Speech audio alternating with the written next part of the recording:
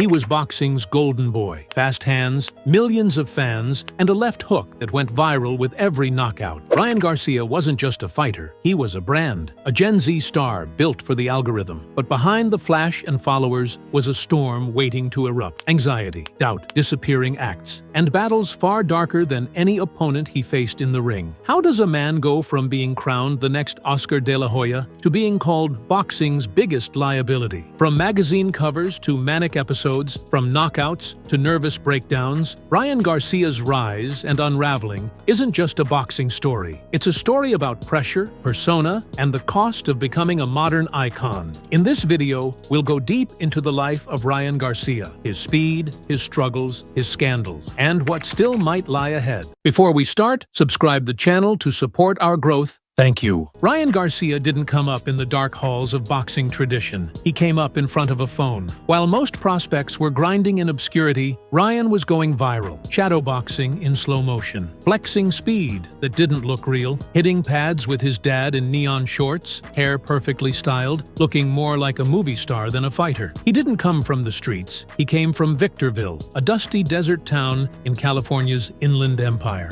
And yet, that was the point. He was the first real Gen Z boxer, built not in gyms, but on screens. Born August 8, 1998, Ryan was raised in a tight-knit Mexican-American family. His dad was his trainer. His mom was his manager. He started boxing at 7 years old. And while his amateur career was impressive, over 200 fights and 15 national titles, it wasn't what made him famous. It was his phone. On Instagram, YouTube, and TikTok, Ryan became a phenomenon. A teen with fast hands, a movie star face, and the charisma to match. Fans weren't just watching him, they were sharing him. Millions of views, millions of followers. Before he even turned 20, Ryan had a bigger social media presence than most world champions. And that's when boxing took notice. Golden Boy Promotions, Oscar De La Hoya's company, signed him in 2016. Seeing not just a fighter, but a gold mine, Oscar called him the future, the pretty boy who could pack arenas and bring boxing back to the mainstream. For a while, it worked. He was knocking guys out in 2 rounds, fighting on big cards, appearing in GQ, DAZN, ESPN. Everything he touched turned viral. He was King Rai, boxing's answer to TikTok fame. But something wasn't sitting right. Older boxing fans scoffed. Trainers questioned his fundamentals. Fighters mocked his defense, his chin, his mental toughness. And quietly, whispers started circulating in gyms across the country. He's fast, but he's not ready. He's a brand, not a boxer. That tension would follow Ryan for years, because while he was gaining followers, he wasn't gaining experience. He was 17-0 by the end of 2019, but only a few of those opponents were credible. His left hook was deadly, his speed unmatched. But what about when the lights dimmed? When the hype wore off? Ryan Garcia had the world's attention, but now came the real test. Was he just a highlight reel, or a real fighter in a brutal sport that doesn't care about likes? If there was one thing Ryan Garcia had that couldn't be debated, it was speed. Pure, shocking, almost unfair speed. When his left hook landed, it didn't just knock opponents out, it exploded across the internet. Replays in slow motion, freeze frames with his fist already back before his opponent moved. Even Floyd Mayweather said, "He's got fast hands. You can't teach that." That speed was his ticket, his armor, his identity, and with it came a golden opportunity. In 2018, Ryan joined the gym of Eddie Reynoso, trainer of pound-for-pound king Canelo Alvarez. The world watched. If Canelo trusted this kid, he had to be special. Eddie was known for crafting precision killers, and Ryan, to his credit, worked. He trained hard, took fewer fights, but tougher ones. He was learning, growing, becoming more than just a viral clip. But inside that same gym, another tension started brewing. Canelo is stoic, focused, disciplined to the point of obsession. Ryan? He was still juggling content creation, fashion collabs, and boxing. Canelo noticed he needs to be more dedicated, he said. That quote hit hard, not just because it was public, but because it came from the one man Ryan looked up to most. Still, Ryan kept winning. In 2019, he knocked out Romero Duno in 1 round. Then Francisco Fonseca in just 80 seconds. The hype was undeniable. He was getting better, sharper, still raw, but no longer a gimmick. Outside the ring, the pressure was mounting. Every move he made was documented. Comments on his body, his relationship, his masculinity. Every tweet was dissected. Every photo a headline.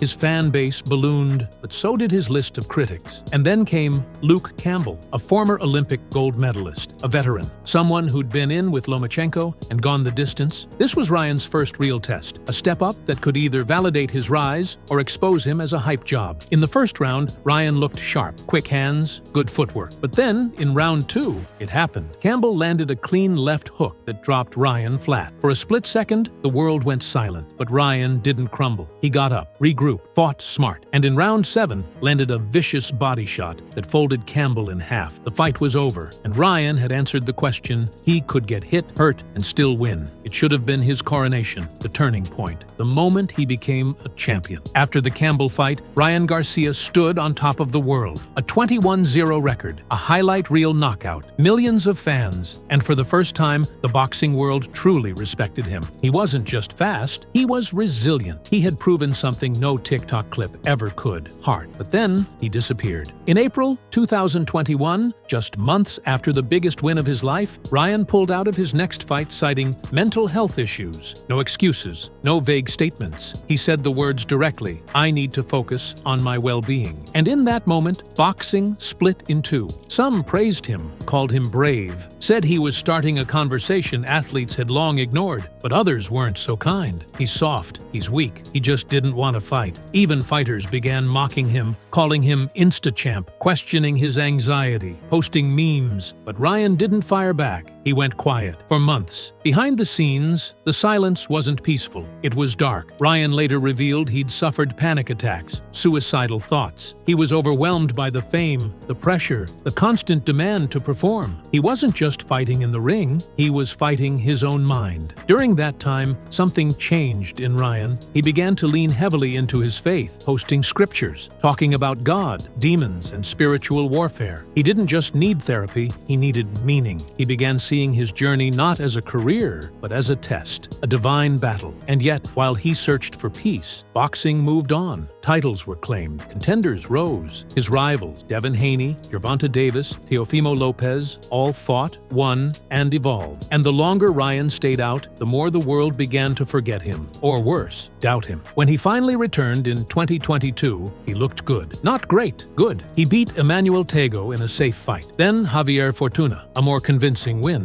But something was off. His team had changed. His interviews were erratic. He was saying strange things, talking in riddles, and more than anything, he looked tired. Not physically, spiritually. He said he didn't care about belts, said boxing was temporary, said he had bigger missions from God. By late 2022, the whispers turned to demands. Fans didn't just want to see Ryan post combinations on Instagram or knock out C-level fighter. They wanted legacy, danger, a defining opponent. And there was only one name that carried that weight: Gervonta "Tank" Davis. Tank was everything Ryan wasn't: reserved, menacing, ruthless inside the ring. While Ryan had built his empire online, Tank had built his in the trenches. He was battle-tested, undefeated, dangerous. This wasn't just a fight, it was a collision of identities. Flash versus fury, speed versus power, California glitz versus Baltimore grit. Negotiations dragged on for months, and when the contract was finally signed in 2023, fans celebrated like it was Christmas. But buried in the fine print were details that raised eyebrows. Ryan had agreed to a catchweight. He had accepted a rehydration clause. Critics argued that he had handicapped himself before the bell even rang, but Ryan didn't care. "I want the fight," he said. No excuses. The buildup was electric. The press tour was viral. Ryan poked. Tank stared. Clips of their interactions exploded across the internet. Millions tuned in to see who would fold, not just in the ring, but under the weight of expectation. And then, fight night arrived. April 22nd, 2023. Las Vegas, the biggest boxing event of the year. The lights dimmed, the crowd roared. And in that moment, it wasn't about brands or TikTok or doubters. It was about two young lions in their prime, stepping into the ring to claim supremacy. Round 1, Ryan came out aggressive, aggressive, confident, his speed evident. Round 2, he overreached. Tank countered, dropped him. The energy changed. Ryan got up, shook it off, but the rhythm had shifted. Tank took over, methodical, precise, calm like a man who'd already seen the ending. And then, in round 7, it happened. Ryan threw a lazy jab. Tank slipped and countered with a perfectly placed left to the liver. Ryan took a step back, paused, then dropped to one knee,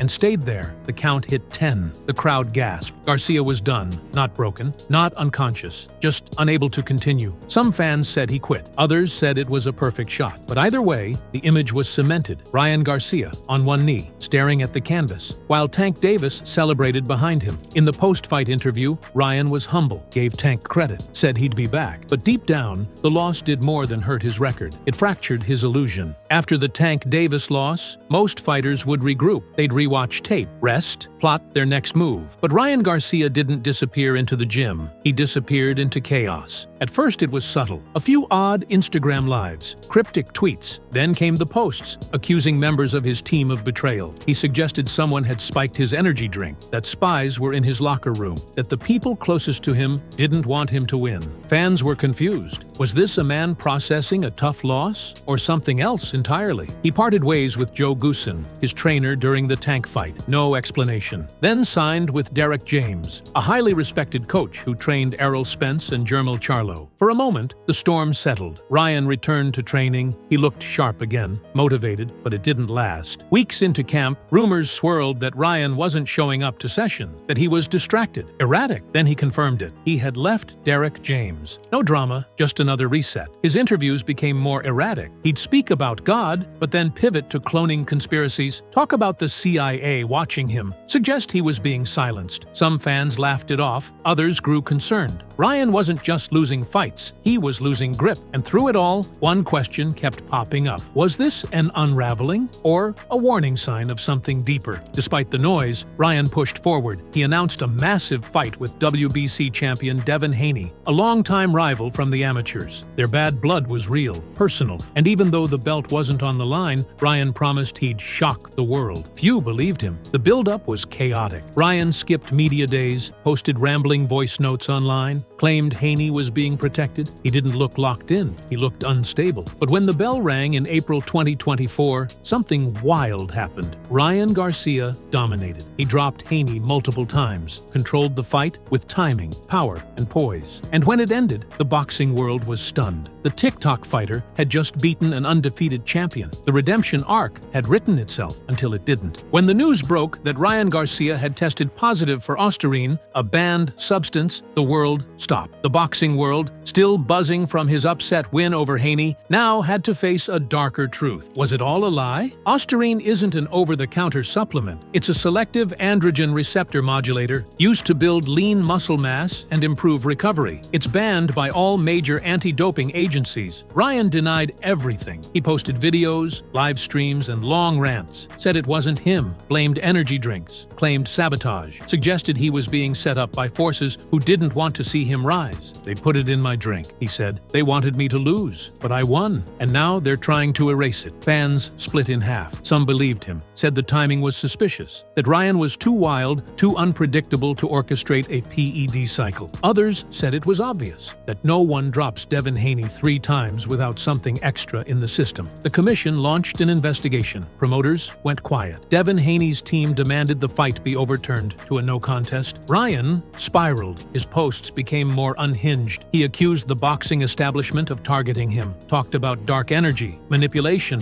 and being a chosen warrior for God. He said he wasn't just fighting the sport, he was fighting evil. Meanwhile, his health came into question. He looked gaunt in public, his voice shaky. He went live at 3 a.m. multiple times, pacing, sweating, barely coherent. This wasn't just about doping anymore. It was about a man in the midst of a mental and emotional breakdown. And yet, through it all, there was still a flicker of something real, something raw, something honest. Because Ryan wasn't hiding behind a PR wall. He was bleeding out in front of the world, live, unfiltered, and undeniably human. By mid-2024, Ryan Garcia was no longer being judged as just a boxer. He was being watched, like a man unraveling in real time. His social media, once polished and brand-friendly, had transformed into a chaotic stream of rants, conspiracy theories, and emotional meltdowns. He went on live videos claiming he was being tracked by shadowy forces, that people were breaking into his hotel rooms, that they,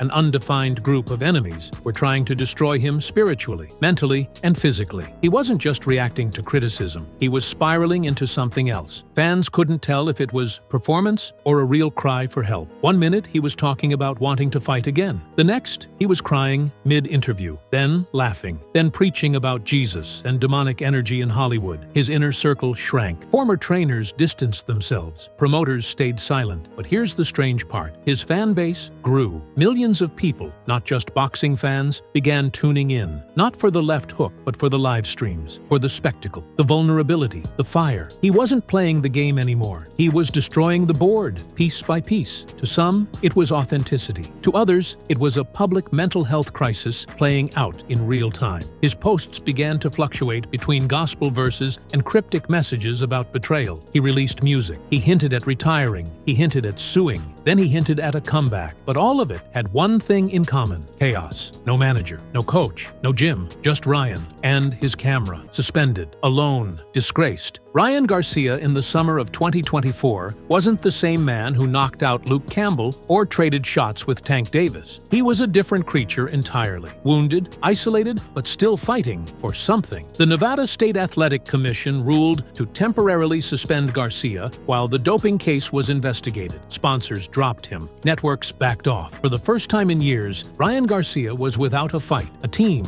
or a stage. But what made it so tragic was that it was all self-inflicted. He had the talent, he had the platform, he had the moment, and he lit it on fire. And yet, despite everything, he wasn't done. In private, he kept training, sparring with no camera, lifting, running, and slowly, whispers began to surface. Ryan's trying to get licensed again. Overseas promotions reached out. Bare-knuckle offers came in. Even MMA scouts sniffed around. Was it real or another tease? No one knew. But what people began to see was something different in his eyes. Not the cocky kid with the designer jacket and the Instagram caption, but a man who had been publicly broken and was now trying to rebuild something from the wreckage. He started talking about forgiveness, about being misunderstood, about legacy. For the first time in a long time, Ryan Garcia was silent, and in that silence, there was power. Today, Ryan Garcia exists somewhere between myth and meltdown. He's not retired, but he's not active. He's not in jail, but he's not free from scrutiny. He's not finished, but he's not focused. And in that purgatory, Ryan has become the most fascinating figure in boxing. Because unlike other fallen stars, he didn't fade quietly. He didn't disappear. He disintegrated in real time, online, unfiltered, and unmistakably raw. No PR team, no damage control, just Ryan, showing every crack, every scar, every unhealed wound. And here's what makes it complicated. Behind all the chaos, there's still something real. That hand speed, that left hook, that connection with fans. It's still there, buried, but there. And if he ever finds a way to align that talent with clarity, to pair the fighter with the man, Ryan Garcia could still write one of the most powerful comebacks in combat sports history. Because boxing isn't just about skill. It's about pain, about growth, about survival. And no one in the modern era has survived more publicly or more painfully than King Ry. So the question isn't, can he come back? It's, will he? Because at 25 years old, with millions of dollars and millions of eyes still on him, Ryan Garcia isn't just a fighter. He's a warning, a symbol, a story that's still being written. The internet crowned him. The world questioned him. The sport broke him. But the ending? That's still up to Ryan.